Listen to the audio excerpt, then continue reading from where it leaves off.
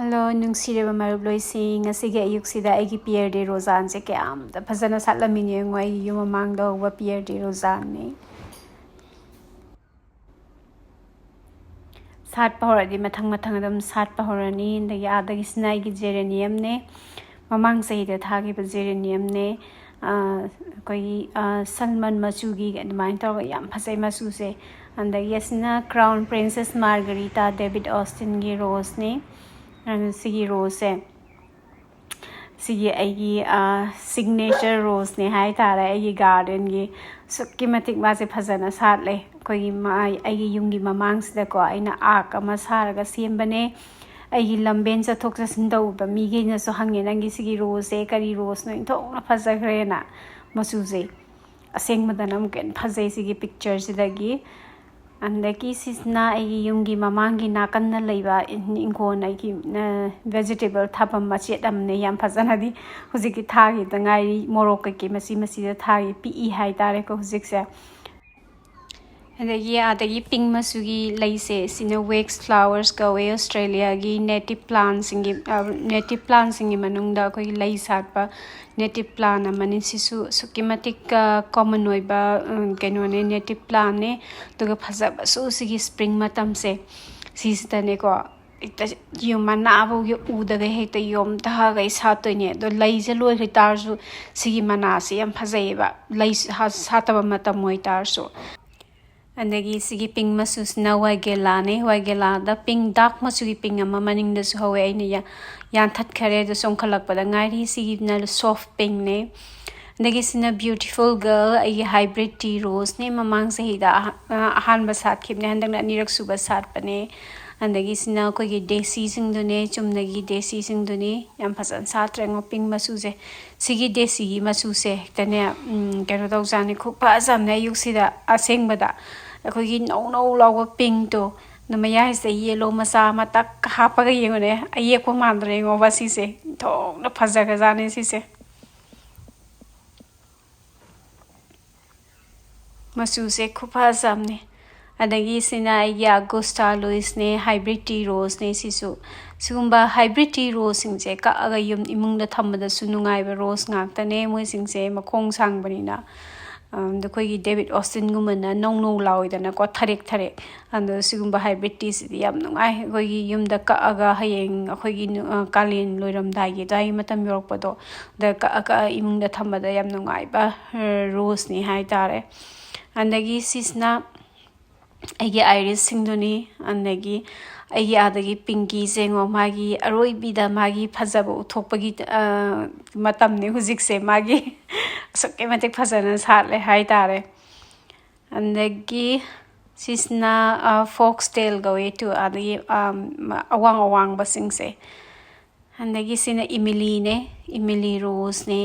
ado Emily se yam thonba rose tina te de su phadi yam phajaba rose ne adagi ai teasing Georgia David Austin gi rose sat pa hore to ai yana kha da hobudo you see je sat pa horak pada ngari bane ndom apom mayam am so na sali ba no mayam se loina sala ko matam do du da di khupa zamni ai du da su dum video na manga dum hapsarake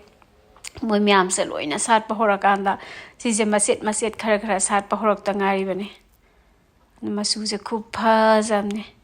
da ina mamangi sahi video da so hai hib da sigi rose na igi yan hana tha ba David Austin gi rose ne na khupa za sengo mai masak se no la ro khupa samne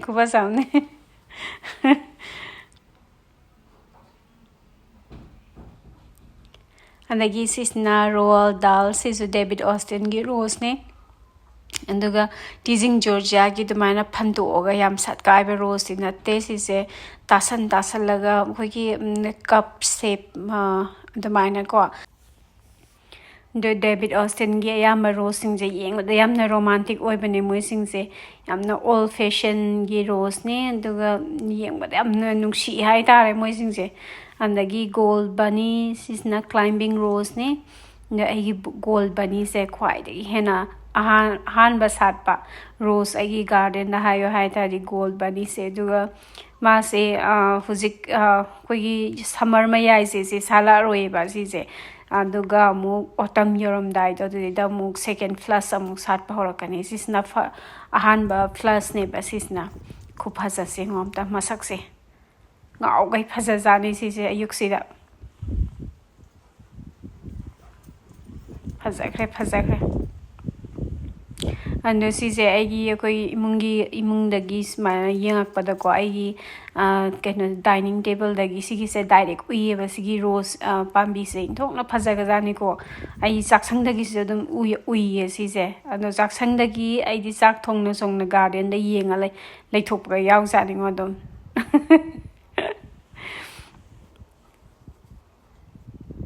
kuphaja se ngomta andagi sina rose loisar stone ne nasigi rose is the white masu in uidana ko se white masu na te ko cream masu da khara ko yam light oiba cream masu do aduidu ni khuphaja ni si je pura sala kan da ne ji kaino se mapom pai isali si je pot ne no jik thai do sala ni loina ma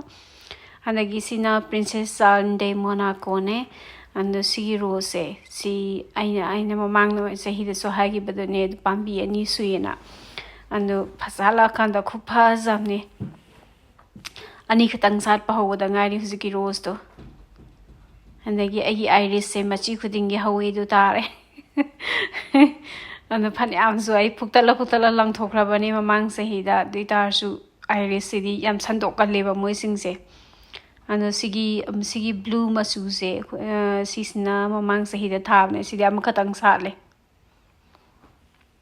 and gi sina nga sai ne utki ba augusta luis to adugi thangna ba pambi amane sise kuphaja sengo augusta luis ki phaja basi loire haisne mai masak se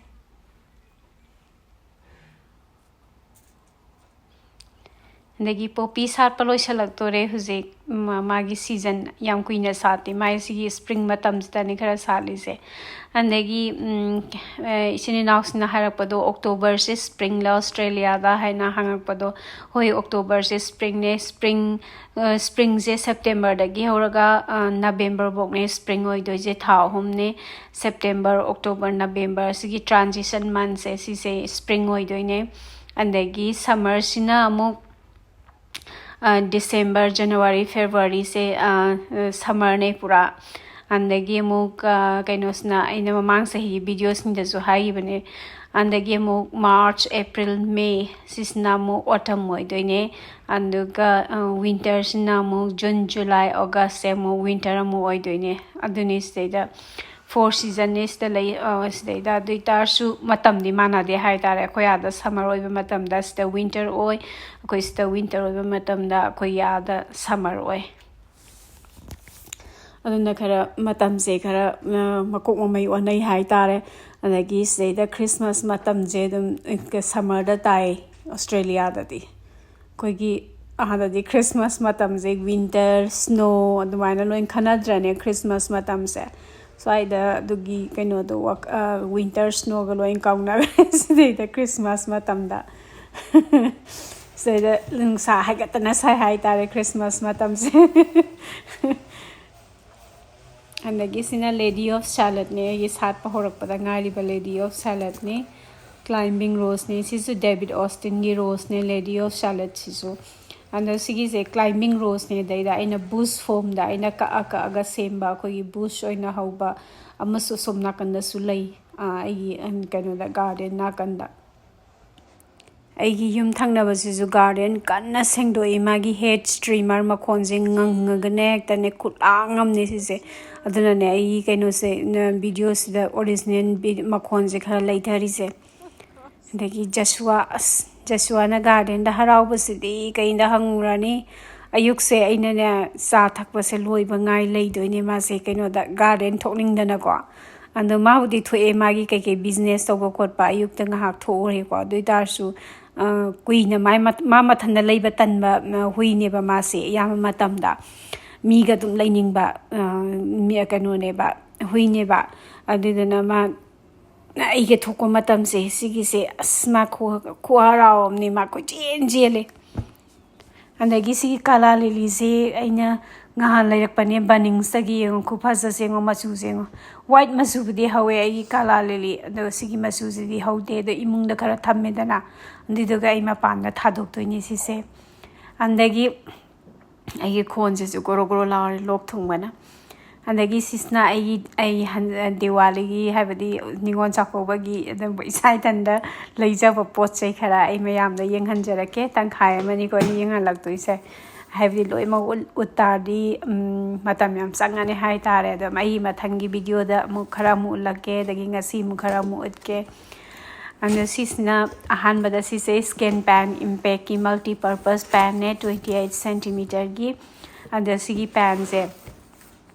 sise aina lai se kari no hai tardi sigi se steamer oina snabasu yai anduga hogi nganam dauba paknam dauba state da loina steam dauba yai ba and pressure cooker da ID paknam se yam pakna kaino dogale ba namgal le hai tare and pressure cooker da kam ba da san da yawe ba and sigi yam pa e khara chaw ba 28 cm gi ne and duna I state da dum steam dauba yare yai ba yare duga nganam zu to ba yare andagi dumpling kai steam dor su yare loina sna ba yare sigi sida anduga sigi makha da yari ba kaino se pot se sisi ju tha la ga lum la ga ne still je khupha amni ko and sigi se scan pan impact ne Dega sise dishwasher safe ne dagi any cooktop stovetop safe ne and induction safe and dagi sise moina dishwasher safe hai tar su kaino ne hand wash recommend tauba kaino ne pot ne and still gi yamba cookware sing se moina ne aina laibda dishwasher safe hai tar su ai yamba matam da ai di khutna dum kaino tauba pheng ne hai tare Peng Sameba, dishwasher da hapte ba. Andagi sisu scan pan impact ne 20 cm gi pan ne the scan pan da su makhan lai ko impact ki series khuding mak loina ma induction safe ni oven safe ni dagi any cooktop safe ni the dishwasher safe ni aduga scan pan da classic kanam sulai scan pan se da classics na induction safe oidi the induction sinaba mi di classic laibiruno classic se di induction safe oiba scan pan na teba andagi CCD impact cd snani ma pham da loi snaba yai hai tare ma se isan da sanaba ma pham khoding makta no maning ji ju yong to khutham ne se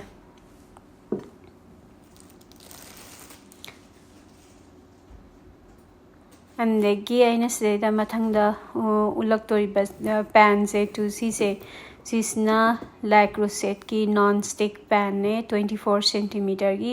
kogi lacro set kogi kaino do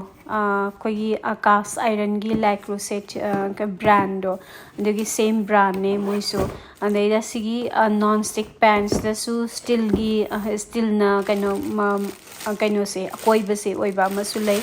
makhasi to sigi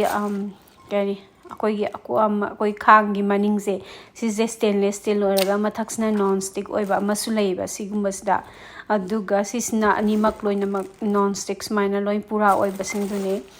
andagi sigi handle sina non stainless steel ne sisisu oven safe ne induction safe ne dishwasher safe ne sinaningma maphamda dum snaba yaba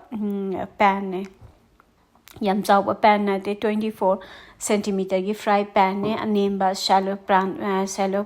pan singtune and gi sisna scan pan copper knox scan pan da inanga sa have do scan pan classic ma habam lay scan pan copper knox and gi scan pan impact sisna copper knox ne the copper knox das su mogi series pan dagi pot dagi mogi series is yam phajabane and sigi pan se sigi maning se sisna copper smaina base kogi layer ma copper gi man ha pe du lumba su impact dagi sina musu hele khara lumba anduga sigi ma kaino se ꯑꯩꯈꯣꯏꯒꯤ ꯄꯦꯟꯁꯤꯒꯤ ꯅꯥꯀꯟꯁꯦꯀꯣ ꯁꯤꯒꯤꯁꯦ ꯑꯩꯈꯣꯏꯒꯤ ꯋꯥꯡꯕꯒꯤ ꯆꯥꯡꯁꯦ ꯑꯩꯈꯣꯏ ꯆꯨꯝꯅꯒꯤ ꯑꯩꯈꯣꯏꯒꯤ fry ꯄꯦꯟꯗꯨꯗꯒꯤ ꯈꯤꯇꯪ ꯍꯦꯟꯒꯠꯂꯦ ꯍꯥꯏꯇꯥꯔꯦ ꯑꯗꯒꯤ ꯁꯣꯇꯦ ꯄꯦꯟꯒꯤ ꯑꯗꯨꯃꯥꯏꯅ ꯌꯥꯝ ꯋꯥꯡꯕꯁꯨ ꯅꯠꯇꯕ ꯁꯤꯁꯦ ꯁꯣꯇꯦ ꯄꯦꯟꯒ ꯐ꯭ꯔꯥꯏ ꯄꯦꯟꯒꯒꯤ ꯑꯅꯤꯒꯤ ꯃꯔꯛꯇ ꯂꯩꯕ ꯄꯦꯟꯅꯦ ꯑꯗꯨꯒ ꯁꯤꯁꯤꯁꯨ ꯆꯞ ꯃꯥꯟꯅꯩ ꯁꯤꯁꯨ ꯏꯟꯗꯛꯁꯟ ꯑꯗꯒꯤ ꯗꯤꯁꯋꯥꯁꯔ ꯑꯗꯒꯤ ꯀꯩꯅꯣ ꯑꯩꯈꯣꯏꯒꯤ ꯑꯣꯚꯟ ꯂꯣꯏ ꯁꯦꯐ ꯇꯧꯕ ꯄꯦꯟꯅꯦ ꯁꯤꯃꯁꯨ ꯁꯤꯁꯤꯅ ꯈꯔ ꯆꯥꯎꯋꯦ 28 ꯁꯦꯟꯇꯤꯃꯤꯇꯔꯒꯤꯅꯦ ꯑꯗꯒꯤ ꯁꯤꯒꯤꯁꯤꯅ ꯁ꯭ꯀꯦꯟ ꯄꯦꯟ ꯔꯣꯁꯇꯔꯅꯦ ꯑꯗꯨ ꯔꯣꯁꯇꯔꯗꯁꯨ ꯑꯩꯗꯤ ꯔꯣꯁꯇꯔꯁꯦ ꯐꯅꯌꯥꯝ ꯁꯤꯖꯤꯟꯅꯩ ꯑꯩꯈꯣꯏꯒꯤ ꯏꯃꯨꯡꯗ ꯑꯗꯨ ꯁꯤꯒꯤ ꯔꯣꯁꯇꯔꯁꯦ ꯁꯤꯁꯦ 39/27 ꯁꯦꯟꯇꯤꯃꯤꯇꯔꯒꯤ ꯔꯣꯁꯇꯔꯅꯦ ꯌꯥꯝ ꯆꯥꯎꯕ ꯀꯥ ꯍꯦꯟꯅ ꯆꯥꯎꯕ ꯔꯣꯁꯇꯔꯕꯨꯗꯤ ꯅꯠꯇꯦ ꯑꯗꯨ ꯑꯣꯏꯇꯥꯔꯁꯨ ꯃꯤꯗꯤꯌꯝ ꯑꯣꯏꯕ ꯐꯦꯃꯤꯂꯤ ꯃꯤ 5-6 ꯆꯥꯕ ꯏꯃꯨꯡꯒꯤꯗꯤ ꯑꯗꯨꯝ ꯌꯥꯕ ꯀꯩꯅꯣꯅꯦ ꯌꯥꯕ ꯔꯣꯁꯇꯔꯅꯦ ꯍꯥꯏꯇꯥꯔꯦ ꯑꯗꯨ ꯁꯤꯒꯤ ꯀꯩꯅꯣꯁꯦ ꯁꯤꯒꯤ ꯔꯣꯁꯇꯔꯁꯦ ꯑꯩꯈꯣꯏꯒꯤ ꯆꯨꯝꯅꯒꯤ ꯃꯥꯔꯀꯦꯠꯇ ꯂꯩꯕ ꯔꯣꯁꯇꯔ ꯑꯩꯈꯣꯏꯒꯤ ꯀꯣꯔꯣꯡ ꯀꯔꯥꯡ ꯂꯧꯕ ꯑꯩꯈꯣꯏꯒꯤ ꯏꯌꯥꯡ ꯌꯥꯡꯕ ꯔꯣꯁꯇꯔꯗꯣ ꯑꯗꯨꯒꯨꯝꯕ ꯅꯠꯇꯦ ꯁꯤꯒꯤꯁꯦ ꯌꯥꯝ ꯂꯨꯝꯕ ꯑꯩꯈꯣꯏꯒꯤ ꯌꯣꯠꯀꯤ ꯑꯗꯨꯃꯥꯏꯅ ꯂꯨꯝꯃꯦ ꯁꯤꯒꯤ ꯋꯦꯠꯁꯦ ꯑꯩꯈꯣꯏꯒꯤ ꯌꯣꯠꯀꯤ ꯈꯥꯡ ꯑꯃ ꯂꯩꯗꯥꯏꯅꯦ ꯃꯅꯤꯄꯨꯔꯗ ꯑꯗꯨꯃꯥꯏꯅ ꯑꯗꯨꯒꯤ ꯂꯨꯝꯕꯒꯤ ꯆꯥꯡꯗ ꯁꯤꯁꯤꯁꯨ ꯂꯨꯝꯃꯦꯕ ꯁꯤꯒꯤ ꯋꯦꯠ ꯌꯥꯝ ꯂꯩꯕ ꯔꯣꯁꯇꯔꯅꯦ ꯁꯤꯁꯦ ꯑꯗꯨ ꯌꯥꯝ ꯐꯖꯩ ꯑꯗꯣ ꯑꯩꯁꯦ ꯄꯣꯠꯁꯦ ꯍꯟꯗꯛ ꯈꯔ ꯌꯥꯝ ꯂꯩꯌꯦ ꯑꯩꯒꯤ ꯁꯤꯒꯤ ꯁꯤꯖꯟꯁꯤꯗ ꯆꯍꯤ ꯈꯨꯗꯤꯡꯒꯤ ꯑꯩ ꯀꯩꯅꯣꯒꯤ ꯀꯤꯆꯟꯒꯤ ꯁꯤꯖꯤꯟꯅꯅꯕ ꯄꯣꯠꯁꯦ ꯌꯥꯝ ꯂꯩꯒꯜꯂꯦ ꯍꯥꯏꯇꯥꯔꯦ ꯁꯤ ꯃꯇꯝꯁꯤꯗ ꯑꯗꯣ ꯇꯪꯈꯥꯏ ꯑꯃꯈꯛꯇꯪꯅꯦ ꯑꯩꯅ ꯁꯤꯗꯩꯗ ꯌꯦꯡꯍꯜꯂꯛꯏꯁꯦ ꯀꯩꯅꯣꯗ ꯚꯤꯗꯤꯑꯣꯁꯦ ꯌꯥꯝ ꯁꯥꯡꯉꯅꯦꯅ ꯃꯊꯪꯒꯤ ꯚꯤꯗꯤꯑꯣꯗ ꯑꯃꯨꯛ ꯌꯦꯡꯍꯟꯖꯔꯛꯀꯦ ꯑꯗꯒꯤ ꯁꯤꯁꯤꯅ ꯑꯩꯁꯦ ꯉꯥꯅꯨ ꯊꯣꯡꯒꯦꯅ ꯇꯧꯔꯤꯅꯦ ꯑꯗꯣ ꯉꯥꯅꯨ ꯊꯣꯡꯁꯦ ꯑꯩꯁꯦ ꯈꯔ ꯌꯥꯝ ꯊꯣꯡꯗꯣꯏꯅꯦ ꯀꯩꯅꯣꯗ ꯏꯃꯥꯟꯅꯕꯤ ꯑꯃ ꯉꯥꯅꯨ ꯊꯣꯡꯕ ꯌꯥꯝ ꯄꯥꯝꯂꯩꯌꯦꯕ ꯃꯥꯒꯤ ꯈꯜꯂꯒ ꯑꯩ ꯃꯥꯒꯤ ꯌꯥꯝ ꯊꯣꯡꯉꯤꯅꯦ ꯑꯩꯒꯤꯁꯦ ꯑꯗꯣ ꯊꯣꯡꯉꯒ ꯃꯥꯒꯤ ꯄꯤꯈꯤꯗꯣꯏꯅꯦꯕ ꯑꯗꯣ ꯑꯩꯈꯣꯏꯒꯤꯗꯤ ꯁꯤ ꯈꯤꯇꯪ ꯈꯤꯇꯪꯅꯦ ꯆꯥꯍꯧꯗꯣꯏꯁꯦ ꯑꯩꯈꯣꯏ ꯌꯨꯝꯗ ꯑꯗꯣ ꯁꯤꯁꯦ ꯊꯥꯎꯁꯦ ꯑꯩ ꯀꯞ ꯑꯃꯗꯤ ꯐꯥꯗꯦ ꯀꯩꯅꯣꯗ ꯊꯥꯎꯁꯦ ꯈꯔ ꯌꯥꯝ ꯍꯩꯔꯦ ꯀꯩꯅꯣꯗ ꯑꯩꯁꯦ KG 2 ꯊꯣꯡꯗꯣꯏꯅꯦ ꯉꯥꯅꯨꯁꯦ ꯑꯗꯒꯤ ꯕꯦ ꯂꯤꯞꯁꯈꯔ ꯍꯥꯞꯄꯦ ꯑꯗꯒꯤ ꯖꯤꯔꯥ ꯈꯔ ꯍꯥꯞꯄꯦ ꯑꯗꯨꯒ ꯀꯥꯕꯛ ꯉꯥꯛꯇꯪ ꯉꯧꯔꯦ ꯑꯗꯒꯤ ꯇꯤꯜꯍꯧ ꯃꯔꯨ ꯑꯆꯧꯕ ꯑꯃ ꯁ꯭ꯂꯥꯏꯁ ꯇꯧꯔꯒ ꯍꯥꯞꯄꯦ ꯑꯗꯨꯒ ꯉꯥꯏꯍꯥꯛ ꯃꯤꯅꯤꯠ 5 ꯑꯣꯏꯔꯝꯒꯗ꯭ꯔꯥ ꯑꯩꯅ ꯁꯤꯗ ꯉꯧꯔꯤꯁꯦ ꯃꯩ ꯈꯔ ꯀꯟꯅ ꯂꯩꯈꯠꯂꯒ ꯑꯗꯣ ꯇꯤꯜꯍꯧ ꯋꯥꯏꯠ ꯃꯆꯨꯒꯤ ꯇꯤꯜꯍꯧꯁꯦ ꯈꯔ ꯀꯨꯏꯅ ꯆꯪꯉꯦ ꯉꯧꯕꯗ ꯈꯔ ꯑꯗꯒꯤ ꯁꯤꯗꯩꯗ ꯀꯩꯅꯣꯅꯦ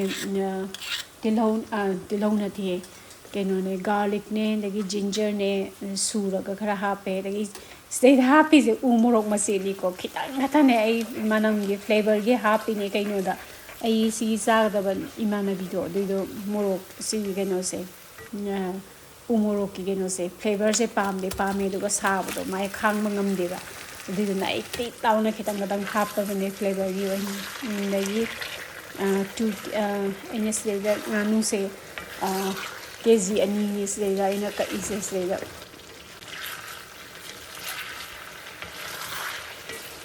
ꯑꯗꯨꯒ ꯐꯖꯅ ꯑꯣꯟꯗꯅ ꯑꯣꯠꯈꯥꯏꯕꯤꯔꯅꯤ ꯑꯗꯨꯒ ꯃꯈꯨꯝ ꯈꯨꯝꯃꯒ ꯃꯤꯅꯤꯠ 10 ꯃꯤꯗꯤꯌꯝ ꯐ꯭ꯂꯦꯝꯗ ꯊꯣꯡꯉꯅꯤ ꯑꯗꯨꯒ ꯁꯤꯒꯤ ꯉꯥꯅꯨꯁꯦ ꯃꯍꯤ ꯑꯁꯨꯛꯀꯤ ꯃꯇꯤꯛ ꯊꯣꯛꯑꯦ ꯍꯥꯏꯇꯥꯔꯦ ꯑꯩꯈꯣꯏ ꯑꯥꯗ ꯉꯥꯅꯨ ꯑꯩꯈꯣꯏꯒꯤ ꯐ꯭ꯔꯦꯁ ꯑꯣꯏꯅ ꯐꯪꯕꯗꯣ ꯑꯗꯨꯏ ꯉꯥꯅꯨꯗꯣ ꯅꯠꯇꯦ ꯁꯤꯁꯤꯗꯤ ꯐ꯭ꯔꯣꯖꯟꯗ ꯂꯥꯛꯄ ꯉꯥꯅꯨ ꯀꯣꯁꯀꯣꯒꯤ ꯉꯥꯅꯨꯅꯦ ꯑꯗꯨ ꯀꯣꯁꯀꯣꯒꯤ ꯉꯥꯅꯨꯁꯤꯡꯁꯦ ꯁꯨꯃꯥꯏꯅ ꯀꯛꯑꯒ ꯊꯣꯡꯕ ꯃꯇꯝꯗꯀꯣ ꯏꯁꯤꯡ ꯑꯣꯄꯥꯔ ꯑꯃ ꯊꯣꯛꯂꯛꯑꯦ ꯍꯥꯏꯇꯥꯔꯦ ꯁꯤ ꯗꯤꯐ꯭ꯔꯣꯁ ꯇꯧꯔꯕ ꯉꯥꯅꯨꯅꯦ ꯑꯗꯨ ꯑꯣꯏꯇꯥꯔꯁꯨ ꯗꯤꯐ꯭ꯔꯣꯁ ꯇꯧꯔꯕ ꯃꯇꯨꯡꯗ ꯀꯛꯑꯕ ꯃꯇꯨꯡꯗ ꯁꯨꯃꯥꯏꯅ ꯊꯣꯡꯕ ꯃꯇꯝꯁꯤꯗ ꯑꯃꯨꯛꯀꯁꯨ ꯏꯁꯤꯡꯁꯦ ꯁꯨꯃꯥꯏꯅ ꯄꯩꯒꯩ ꯊꯣꯛꯂꯛꯑꯦꯕ ꯑꯗꯒꯤ ꯁꯤꯁꯤꯅ ꯀ꯭ꯔꯁ ꯕ꯭ꯂꯦꯛ ꯄꯦꯄꯔ ꯈꯔꯅꯦ ꯑꯗꯒꯤ ꯒ꯭ꯔꯥꯎꯟ ꯀꯣꯔꯤꯌꯦꯟꯗꯔ ꯈꯔꯅꯦ ꯒ꯭ꯔꯥꯎꯟ ꯔꯦꯗ ꯆꯤꯂꯤ ꯈꯔꯅꯦ ꯆꯤꯂꯤ ꯐ꯭ꯂꯦꯛꯅꯦ ꯃꯤꯠ ꯃꯁꯥꯂꯥꯅꯦ ꯑꯗꯒꯤ ꯃꯆꯜ ꯈꯔꯅꯦ ꯑꯗꯨꯒ ꯒ꯭ꯔꯥꯎꯟ ꯇꯔꯃꯔꯤꯛ ꯈꯔꯅꯦ ꯑꯗꯨ ꯍꯥꯞꯄꯦ ꯑꯗꯨꯒ ꯐꯖꯅ ꯑꯣꯠꯈꯥꯏꯕꯤꯔꯅꯤ ꯑꯗꯨ ꯀꯩꯅꯣ ꯑꯩꯈꯣꯏꯒꯤ ꯁꯥ ꯃꯔꯣꯏ ꯑꯩꯈꯣꯏꯒꯤ ꯀꯩꯅꯣꯗꯣ ꯑꯩꯈꯣꯏꯒꯤ ꯃꯦꯛꯁꯤꯀꯟ ꯀꯣꯔꯤꯌꯦꯟꯗꯔꯗꯣ ꯑꯗꯨ ꯂꯩꯔꯗꯤ ꯌꯥꯝ ꯍꯥꯎꯒꯗꯕꯅꯦ ꯑꯗꯣ ꯑꯩꯗꯤ ꯂꯩꯖꯗ꯭ꯔꯦ ꯍꯥꯏꯕꯗꯤ ꯍꯧꯕꯗꯤ ꯄꯥꯝꯕꯤꯗꯤ ꯑꯃꯅꯤ ꯍꯧꯋꯦ ꯑꯗꯨꯏꯁꯨ ꯍꯦꯛꯇꯠꯄꯗ ꯑꯩꯈꯣꯏꯒꯤ ꯌꯥꯝꯅ ꯀꯩꯅꯣ ꯇꯧ ꯃꯁꯥ ꯁꯣꯛꯀꯗꯕ ꯃꯇꯥꯡꯗꯣ ꯑꯗꯨ ꯑꯣꯏꯗꯅ ꯇꯝꯃꯦꯕ ꯑꯗꯨꯅ ꯍꯦꯛꯄꯤꯗ꯭ꯔꯕꯅꯦ ꯌꯦꯡꯉꯣꯇꯣ ꯊꯣꯛꯂꯛꯏꯕ ꯃꯍꯤ ꯃꯌꯥꯝꯁꯦ ꯑꯗꯨꯒ ꯁꯤꯒꯤ ꯉꯥꯅꯨꯁꯦꯀꯣ ꯑꯩꯈꯣꯏ ꯌꯥꯒꯤ ꯉꯥꯅꯨꯗꯨꯒ ꯌꯦꯡꯅꯕꯗ ꯁꯤꯁꯦ ꯈꯔ ꯊꯨꯅ ꯃꯨꯜꯂꯦ ꯍꯥꯏꯇꯥꯔꯦ ꯑꯗꯣ ꯁꯤꯁꯦ ꯑꯣꯚꯔ ꯀꯨꯛ ꯑꯣꯏꯇꯥꯔꯗꯤ ꯃꯅꯝ ꯇꯣꯉꯥꯟꯕ ꯑꯃꯁꯨ ꯆꯦꯟꯕꯅꯦ ꯑꯗꯨꯗꯨꯅ ꯁꯤꯒꯤ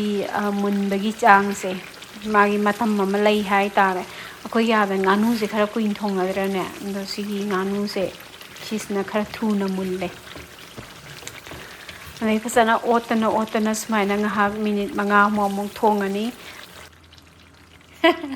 ꯁꯤ ꯃꯇꯥꯡꯁꯤꯗ ꯑꯩꯁꯦ ꯀꯩꯅꯣ ꯊꯨꯝ ꯍꯥꯞꯄꯒ ꯑꯂꯨ ꯍꯥꯞꯄꯒꯒꯤ ꯀꯩꯅꯣꯗꯣ ꯚꯤꯗꯤꯑꯣꯗꯣ ꯑꯗꯨꯗꯣ ꯌꯥꯎꯔꯝꯗ꯭ꯔꯦ ꯑꯩꯗꯤ ꯅꯪꯔꯕꯣꯏ ꯅꯤꯡꯉꯨꯔꯦ ꯑꯗꯨꯒꯅ ꯌꯥꯎꯔꯝꯗꯔꯦ